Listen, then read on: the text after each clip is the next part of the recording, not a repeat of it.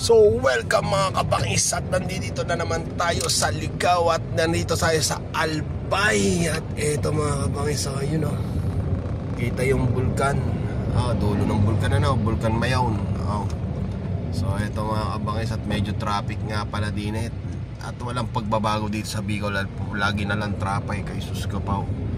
At eto nga pala ang mga bukas,